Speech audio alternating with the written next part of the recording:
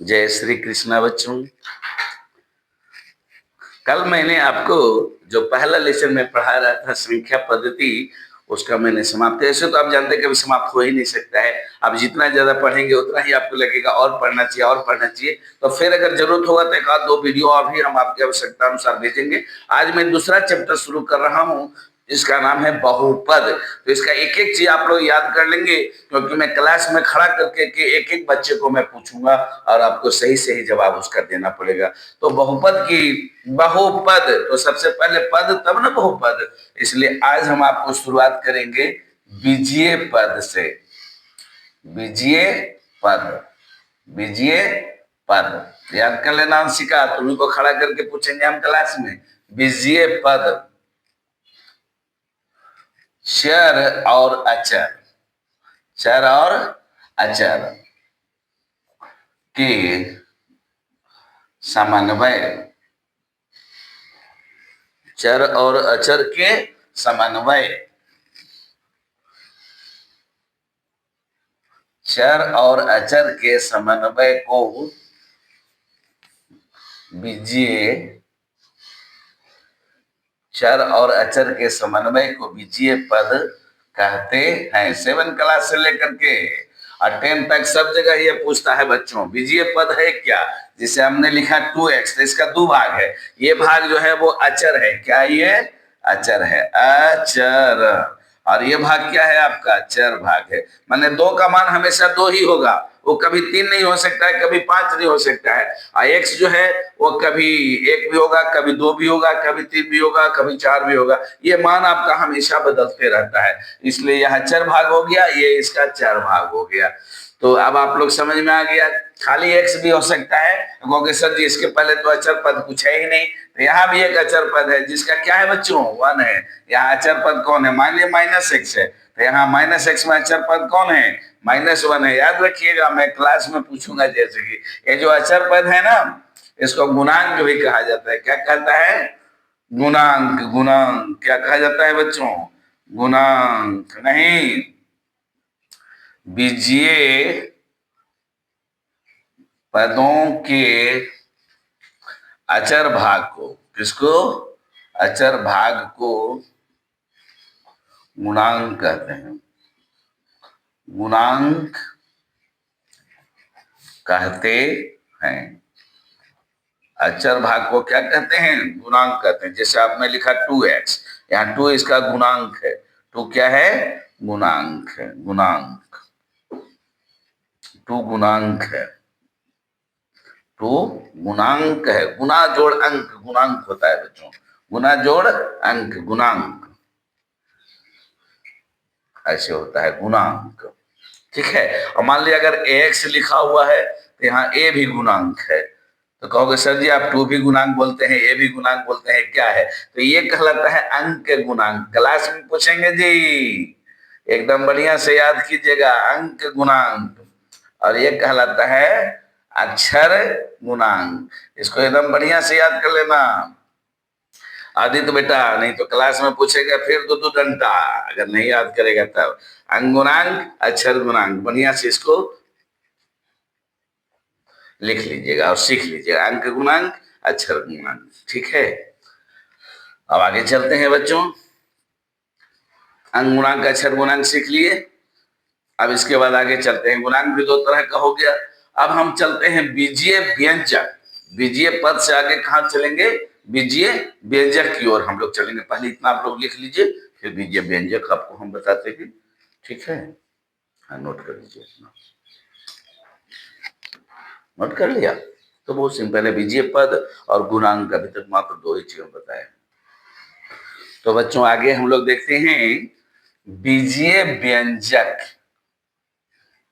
बीजीय व्यंजक, यही आपका सारा खेल करेगा। बीजीय व्यंजक ही। जब बीजीय पदों को, जब बीजीय पदों को, पदों को जोड़ घटाव गुना,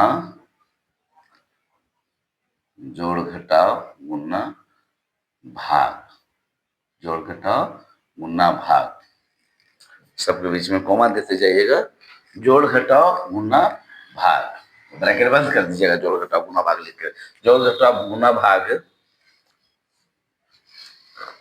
अंक गणित, अंक गणित,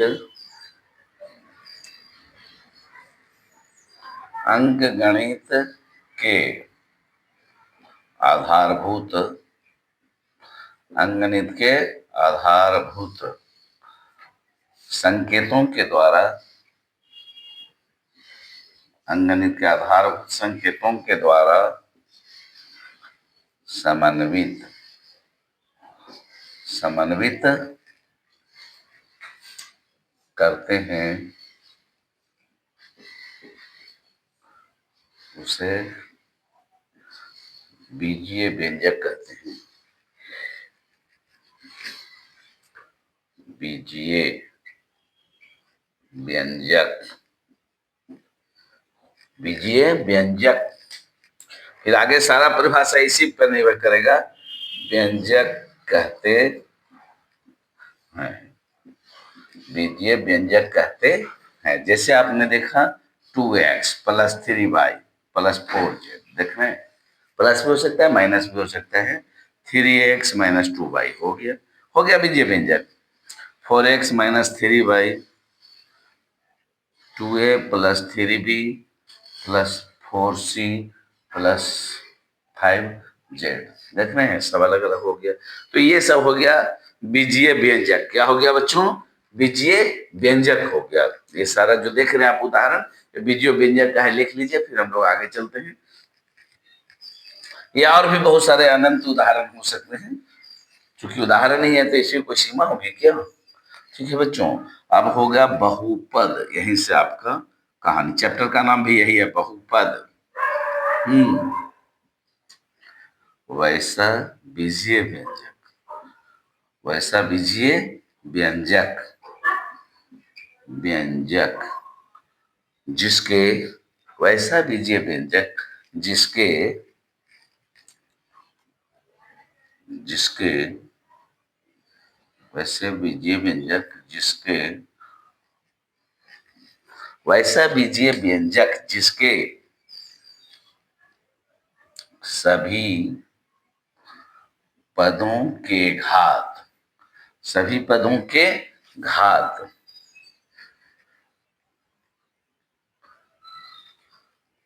पूर्ण संख्या हो।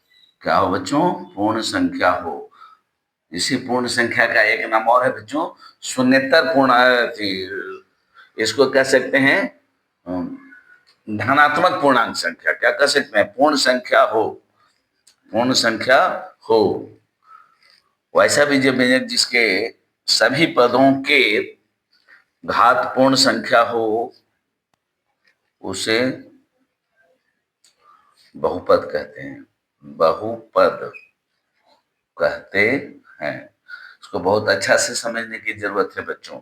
जैसे आपने लिखा, मान लीजिएगा 2x + 5, यहाँ पावर देखिए 1 हो गया, लेकिन अगर ऐसे लिख देगा 2x के पावर -1 + 5, तो यह बहुपद नहीं हो, ये बहुपद होगा लेकिन ये बहुपद नहीं होगा। अगर ऐसे लिख देगा 2x के पावर 1/2 और +5 लिखेगा तो यह बहुपद नहीं होगा। अगर पावर माइनस में हो या पावर बट्टा में हो तो यह बहुपद, अगर पावर अगर पूर्ण संख्या है, पूर्ण संख्या मैंने क्या, यहाँ कुछ नहीं तो कितना है, 1 है, तो यह बहुपद होगा। लेकिन ये अगर पावर ऋणात्मक हो गया या पावर बट्टा में हो गया तो यह बहुपद नहीं होगा। इस चीज को याद रखिएगा। यहीं से आपका शुरू हो जाएगा क्लास 9, तो यहीं से शुरू है, 10th भी यहीं से शुरू हो रहा है, इसलिए बढ़िया से इसको पहले लेसन में ही इसकी मुलाकात आपको हो जाएगी। पावर ऋणात्मक या भिन्नात्मक संख्या नहीं होनी चाहिए, पावर न ऋणात्मक होनी चाहिए न भिन्नात्मक होनी चाहिए, वो क्या होनी चाहिए? बहुपद होनी चाहिए है।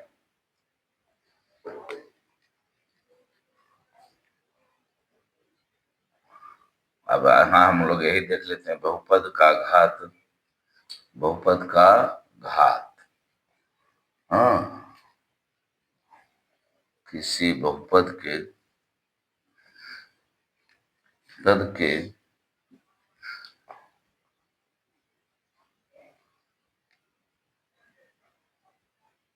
पद के महत्तम महत्तम महत्तम घात को महत्तम घात को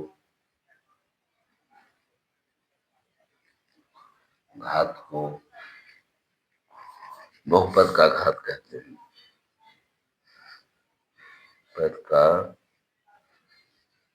घात कहते हैं। जैसे देख लीजिए, हमने लिखा है ax² plus bx plus c। यहाँ पावर सबसे, यहाँ 1 है, यहाँ 0 है, यहाँ भी x है बच्चों, लेकिन उसका पावर 0 है, यहाँ 1 है, यहाँ 2 है, यानी इसका घात 2 हो जाएगा। क्या हो जाएगा? घात 2 हो जाएगा, क्योंकि इसके आधार पर हम बहुत सारा डेफिनेशन बनाएंगे। तो घात आपको समझना जरूरी भी है। समझ गए ना? घात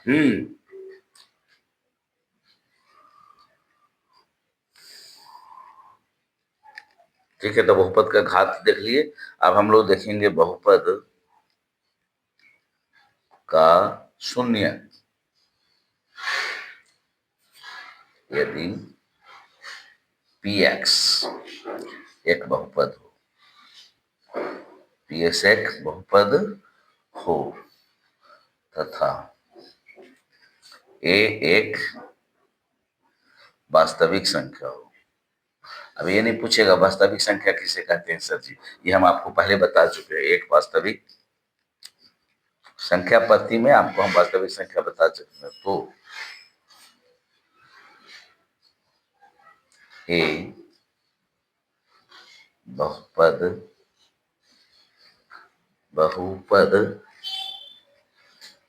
तो ए बहुपद का घात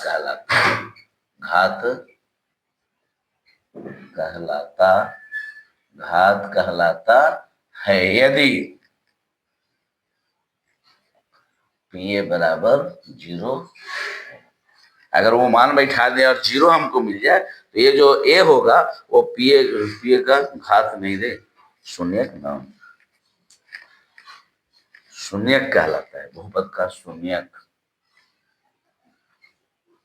कहलाता है यदि पीए बराबर 0 हो। ठीक है, तो बहुपद का शून्यक भी देख लिए कि अगर ये मान हमने इसमें पुट किया x का और वो 0 आ जाए तो वो कहलाता है शून्यक। तो आज बच्चों हम यहीं रहने देते हैं, कल आपको हम बताएंगे बहुपद के प्रकार। इसलिए आज का वीडियो ही मैं समाप्त करता हूं, और इसको अच्छा से आप लोग लिख लीजिएगा और लिख के याद भी करते चलिएगा, क्योंकि छोटे छोटे टर्म्स में क्लास में पूछूंगा अभी। जय श्री कृष्ण।